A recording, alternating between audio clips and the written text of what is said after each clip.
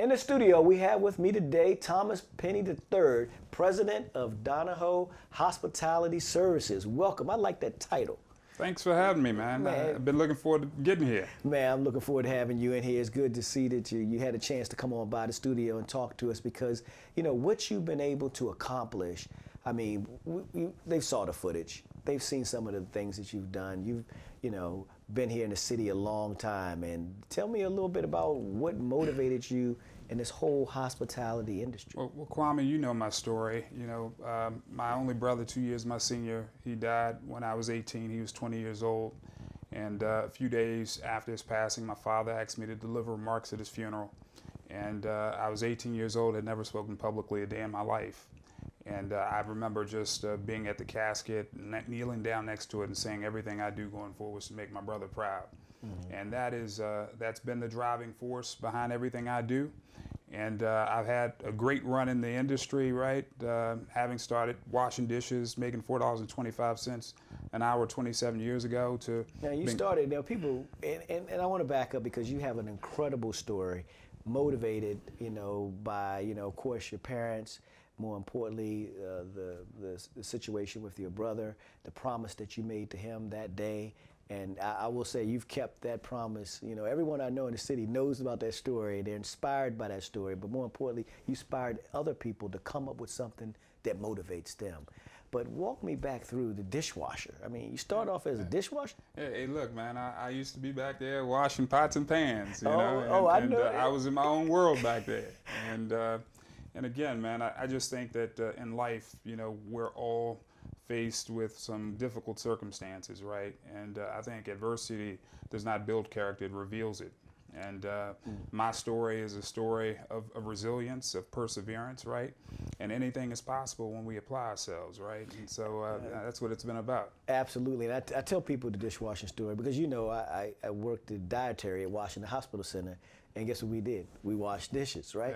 Yeah. And but you kind of started off in the hospitality at a hotel in D.C. So my first hotel was actually directly across from Andrews Air Force Base. Okay. It was out in Maryland, and I was there, went from washing dishes to basically being a food and beverage director at that hotel, which was the second highest position at that hotel. I was 19 and a half years old, running a nightclub inside the hotel when I couldn't consume alcohol myself.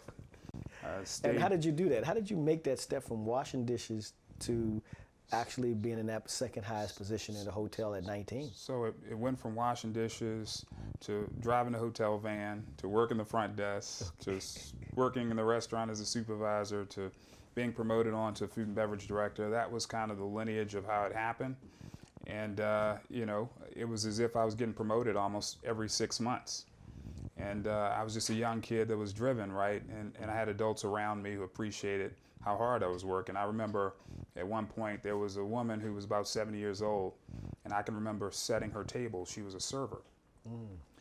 And she looked at me and said, "Thomas, you're going somewhere." And I said, "What made you say that?" And she said, "I've watched you set the tables, and you line the silverware up perfectly at the end of the table.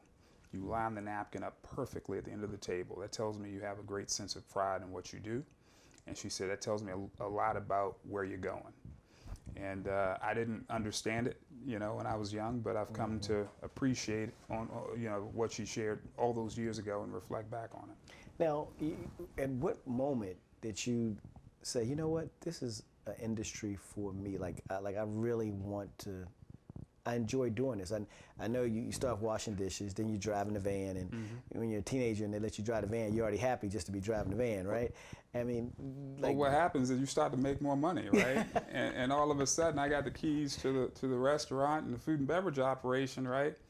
And more importantly, you know, it was a social atmosphere in the evening time, and I had all these older folks, you know, giving me a little bit of praise and you know, lifting me up. And so I said, between the paycheck and the feeling of just, you know, serving others, you know, that propelled me to continue to go down the road of hospitality. And you moved from there to where? So that's when I joined Donahoe at the age of 21 years old, the Holiday Inn Capital, 6th and C Street Southwest. I was coming from being a food and beverage director, but they hired me as a deli manager because it was a much larger hotel. I was going from a 151-room hotel to a 532-room hotel. So a much bigger box. So my first day, I go from running a nightclub to making sandwiches at the deli, right? Did that job for 2 years, promoted to assistant restaurant manager, on the restaurant manager, food and beverage director, assistant general manager of the Courtyard Marriott at 9th and F for 8.5 years. And I was actually being hired away to go run hotels for someone else. And I went into to the office of Donahoe to announce my departure, and we were able to work something out to have me to transition to be the president of the company. And that's amazing. And you saying transition from where you were the general manager to being the president of the hotel division. Of the right. hotel division. Right. We're gonna talk about that because that just wasn't a move that you just went from here to here.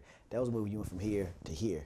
We'll be right back with Thomas Penny III, Donahoe Hospitality Services.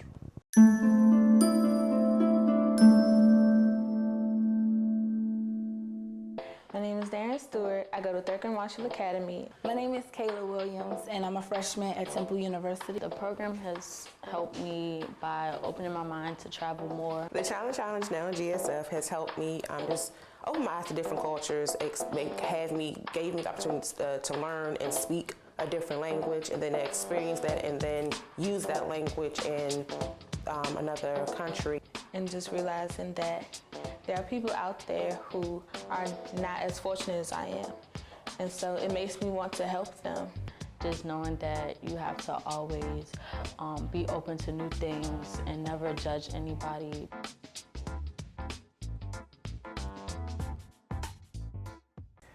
And we're back with Thomas Penny, president of Donahoe Hospitality Services, and we were just talking about the steps that you took to get to where you are now. And I know there was a lot of different steps, from your commitment to your brother to, you working as a dishwasher, to you running the van, the front desk, to the concierge. I think did I say that right? Concierge. Concierge. See, I'm getting all these terminologies correct. To then the general manager at the Courtyard Marriott, and then you were offered the job as the president of Donahoe Hospitality Services. Some people think that's just, one step that was a huge step. Walk us through what it took and what your thought process was. So it definitely was a big step. There's a quote that says you have to be ready before you need to be ready. Mm-hmm.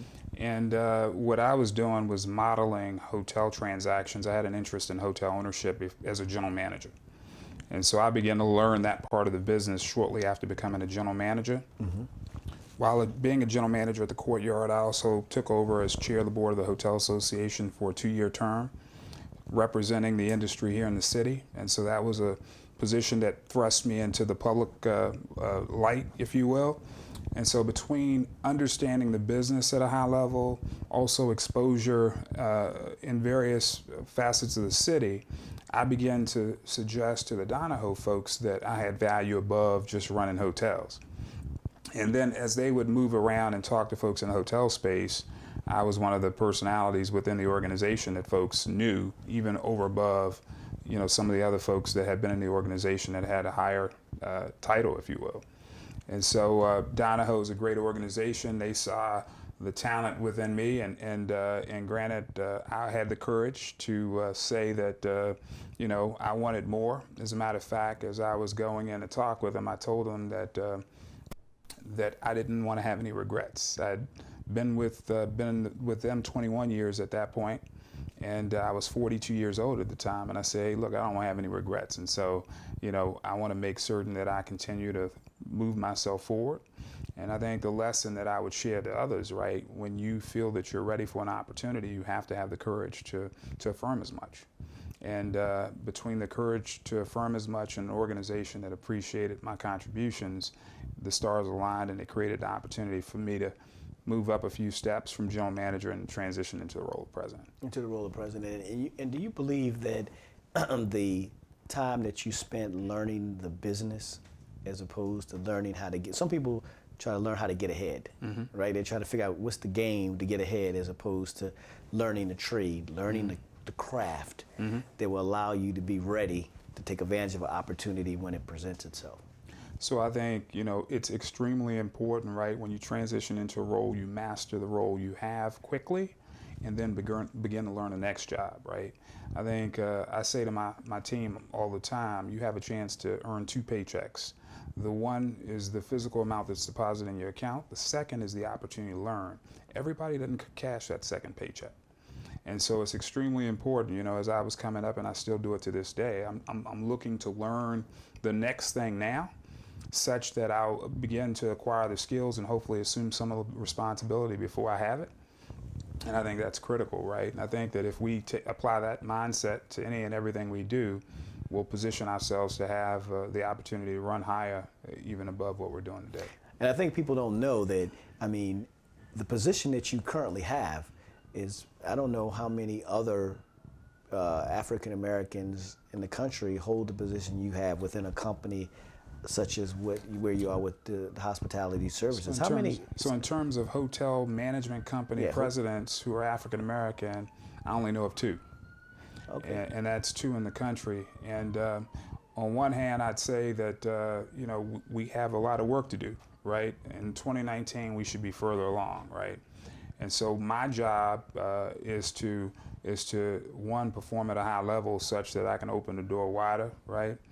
And my hope is to inspire African Americans, to inspire Latinos, to inspire white folks that may not have thought it was possible, right? To really inspire folks that just maybe didn't believe that they could do it, right? And then to create an environment where everybody can learn and grow together. Right now, this is a season of growth for Donahoe. We have 6 hotels in different stages of development and acquisition in different parts of the country. We were a DC, Maryland, Virginia-based hotel company. Mm-hmm. But now in April of 2020, we'll be opening our first hotel on the West Coast in Vegas. In Vegas. So I tell you what, hold the Vegas thought. When I come back, we're going to talk a little bit more about Donahoe, what it's doing. I know you're in Vegas, you're in other areas. We'll get into the company and, you know, where you see the industry going as we start to take a look 3 to 5 to 10 years out. And how could some young folks that are watching, or people that are encouraging their kids to get involved in the hospitality industry, you know, what advice do you have for them? We'll be right back right after these messages. We're with Thomas Penny III, President of Donahoe Hospitality Services. Every morning in Africa, a gazelle wakes up and it knows it must outrun the fastest lion or be killed and eaten. Also every morning in Africa, a lion wakes up and knows it must outrun the slowest gazelle or it will starve to death. You've heard it before. It doesn't matter whether you're a lion or a gazelle. When the sun comes up, you better be what? You better be running. That's right. That's right. You better. Welcome back. We're still with Thomas Penny III, President of Donahoe Hospitality Services. Now, I know, Thomas, one thing people say, they say Donahoe and they say, Thomas, President Donahoe. We know Donahoe has a number of different divisions within the company, and right? And you're the president of the Hospitality Services Division. That's right. So there's the overarching company, the Donahoe Companies, and then there's 5 divisions, all of which operate separate and apart from one another. I'm the president of the hotel division. We also have a construction company. Construction company does a lot of building of hotels. They built 2 of the 3 hotels at the Wharf. They've built over 60 hotels in the region. Over the last 20, 30 years, they build more hotels in the 200 to 400 room range than anybody else in the area. Then we have a development company. We develop hotels, office, also residential projects. Then there's the building maintenance division, complete building services, where we're in roughly 6 million square feet of commercial space, ranging from hotels to museums to federal buildings to local government buildings to schools.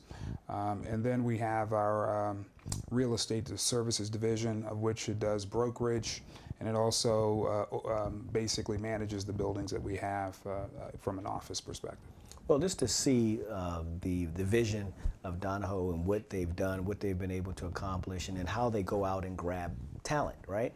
When people look at this, and for those that know you and for those that maybe not know about you, that learn about you today, what they don't know is that you're very much involved in the community. I mean, I don't know that many executives on your level. Actually, I know 0 executives on your level that is that much involved in the community. And what does that mean, right?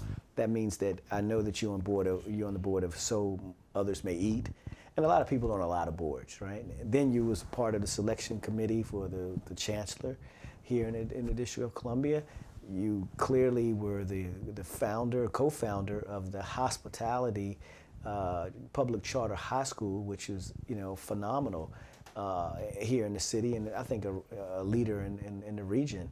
So you're always involved. If I go to Ward 8, they're asking me about Thomas Penny. If I go anywhere in the city and I say Thomas Penny, whether it's an executive or whether it's an activist, they all know you, but more importantly, you've touched their lives in some sort of way. Everyone says, this is a good guy, that's a good guy, that's a good guy. And I know you folks, you know, proud the fact that that's what I want for my kids. I just want someone to say, that's a good guy.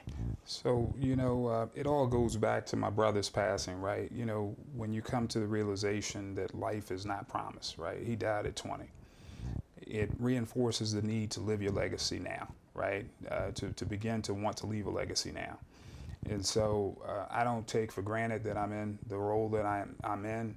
I don't take for granted that the industry has been generous to me. I think every day I think to myself, you know, how can I make certain that others have the opportunities? You know, we have 500 kids right now learning about the hotel business, from operations to ownership, at 4 high schools in the city: Ballou, Columbia Heights Educational Campus, Wilson, Maya Angelou Public Charter School, right? All of those kids, those are my kids, right? I want to make sure they transition to college. I want to make sure they graduate college. I want to make sure they come back in the industry. At the end of the day, money comes and goes, right? The only thing that we have is those whose lives we made a little bit better, right? And I just want to leave things better than I found it, right?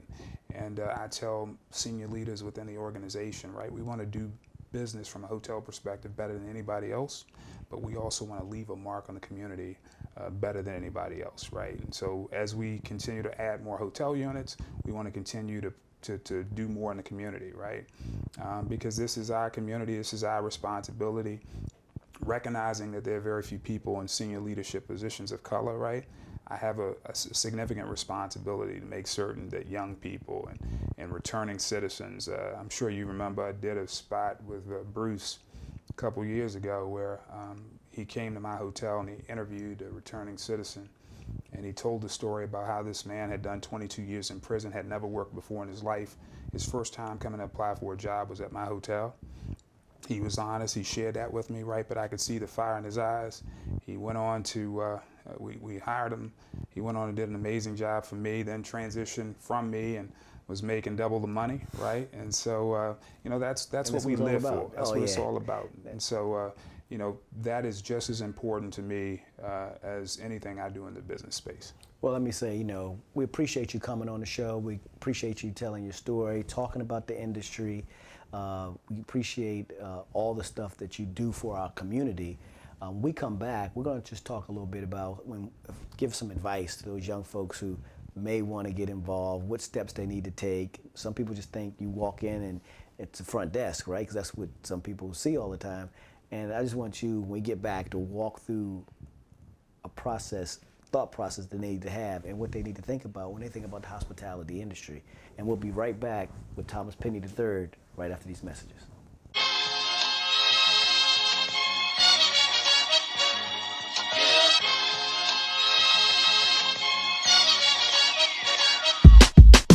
The bottom line, go started in DC.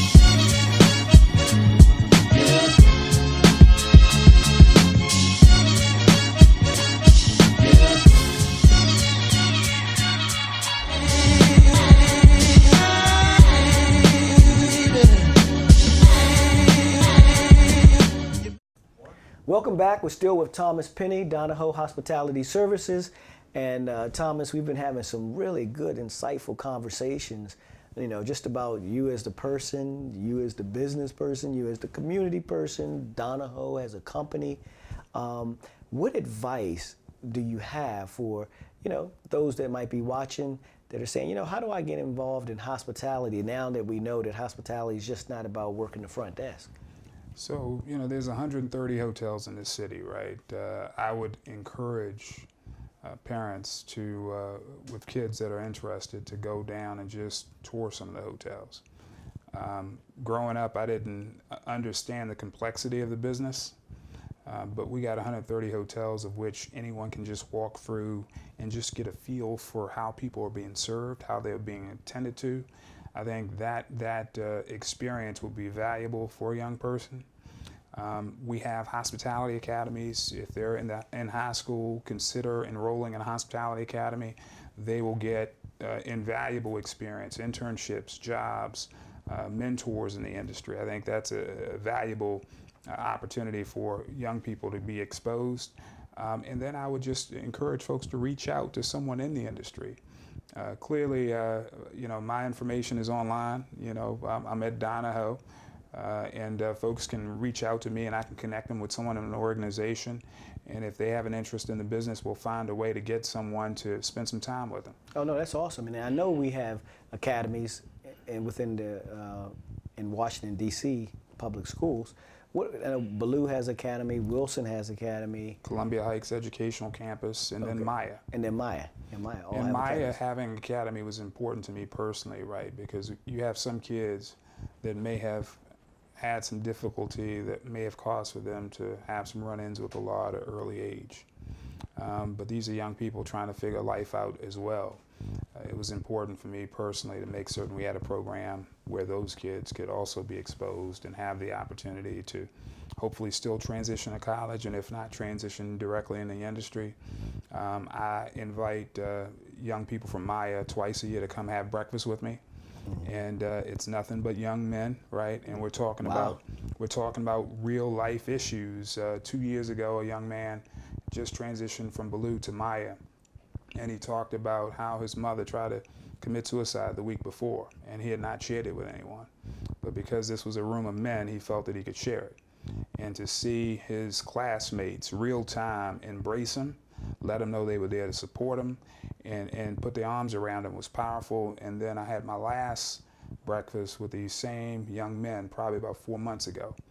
And to hear them talk about what they wanted in terms of post-graduation, to hear them, I asked them to give some advice to, you know, their fellow classmates, right? And, you know, one young man stood up and said, and let him know how much he appreciated them over the time he was at Maya, and how, you know, he just wanted to make certain everybody did well. And so just awesome. Powerful to see young men to put down the sense of having to be hard, and just really recognize that they're human beings with aspirations just like the rest of us, and to have a conversation together absent feelings of having to be guarded. That's awesome. And we'd love to, you know, maybe come out and talk to those young men, because that's what it's really all about. I know that we kind of talk about the man, Thomas Penny. We talk about the corporate executive, Thomas Penny, and then we talk about the community activist, Thomas Penny, but then we talk about things that make a change in people's lives that they will remember for a long time. But more importantly, those might be the individuals that help my great-great-grandkids down the line. Their kids might help my kids down the line. And that's what it's really all about, raising a community. I want to thank you for coming on. This has been a great conversation with my good friend Thomas Penny.